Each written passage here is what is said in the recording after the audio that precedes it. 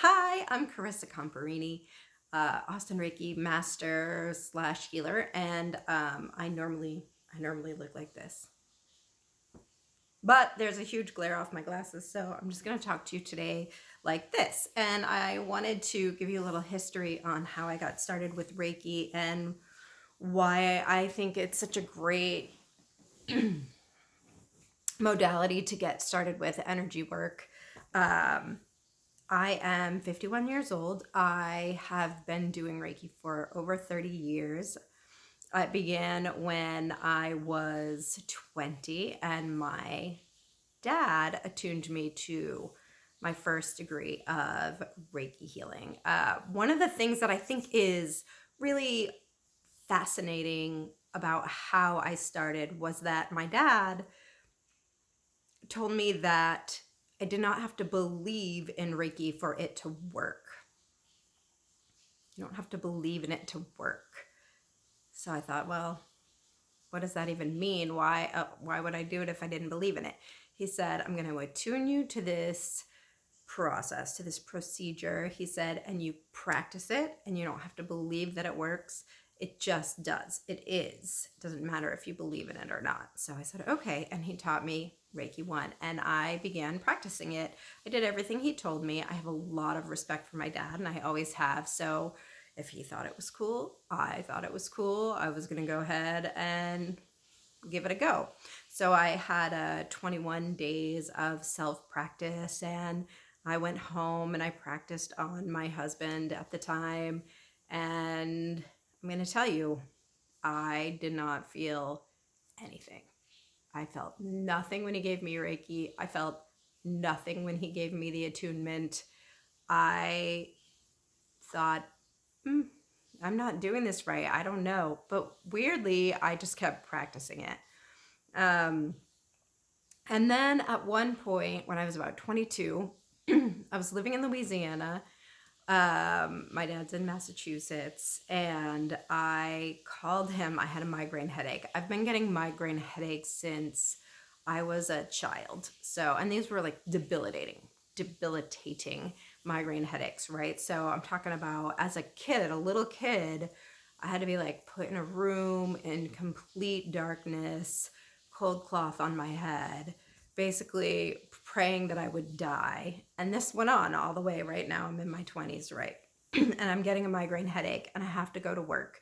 And life was not that great for me at that time. So I was working at Walmart, living in a really poor area in Louisiana, basically broke, all things horrible happening. So I call my dad and I say, Dad, I have this migraine. What special positions do I need to do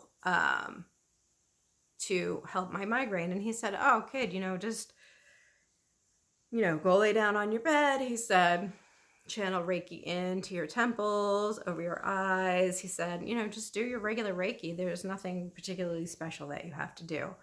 So, I mean, normally these migraines would last for hours and hours and hours and hours and hours, and just make me sick. I couldn't be spoken to. Like, I couldn't even have the air conditioning on because the noise would hurt my head so much. Again, praying for death. So I said, okay, I'll do it, whatever, thanks. So I went, I laid down in bed. I had to go to work in a couple of hours, and I just was like, I'm not gonna make it. There's no way.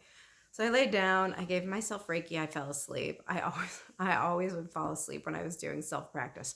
This time I fell asleep doing the Reiki on my eyes, on my head, and I woke up an hour later with no migraine headache. That was my last migraine headache ever. I never had another migraine headache again. So that's kind of where I really started believing. And I was like, okay, there is definitely something to this. I am definitely going to carry on. So I did, and I used Reiki on myself and on my husband, and I did it on and off, and whoever wanted to. I was just kind of playing with it, like, let me see, let me zap you up with my magic from the universe and see if I can help. And really miraculously, like, found that this stuff helped over and over and again. It helped me, it helped others. And not just with physical ailments, but trying times in life, moving through roadblocks, things that keeping me stuck. This practice over the years has given me so much, and I started sharing it. And I used to, this was, I don't know how many years back. I had a practice called Daily Reiki Austin, and it was like a subscription service. And I would send out Reiki every day and do little meditations and special magical things, and send this out to my subscribers. And I was doing that very consistently. This was probably 15 years ago now. And all of this is going well and everything's great. And I think I'm really ramping up with my practice. I'm starting to see in-person clients. I have a whole Reiki room finished out in my house, and I'm seeing people and things are going great. And then I got pregnant with my daughter at age 37. And, the weirdest thing, like, this kid hated Reiki. I'm talking about in the womb. She didn't want to have anything to do with it. I suddenly couldn't feel the energy when I was channeling, and I just stopped seeing clients, and I shut down the service. And I tried to use Reiki with my daughter when she was little because she did not like to sleep, and this kid did not like Reiki. I would go to Reiki her and she would be like, nah, not having it. And every soul is different. You cannot force Reiki on other people. Like, they have to ask for it. They have to want it. And that baby did not want Reiki. She is very much like, no, I will suffer. I will do it myself. And she's still like this today, except she loves Reiki now. So she has asked for it, and she uses it in her own personal life to help her with her anxiety. I have attuned her to Reiki levels 1 and 2 now, so she can send distance healing. She's using this while she's at school and with her friends. And so we just have like a family legacy of Reiki, grandfather all the way down to granddaughter. So it's pretty cool. Anyway, it's finally time. It's finally time, guys. I'm here.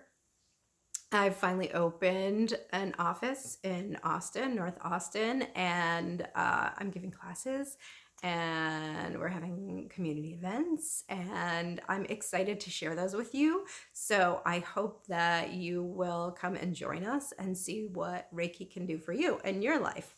And that's my story. So thanks for listening, and I'll talk to you soon. Bye.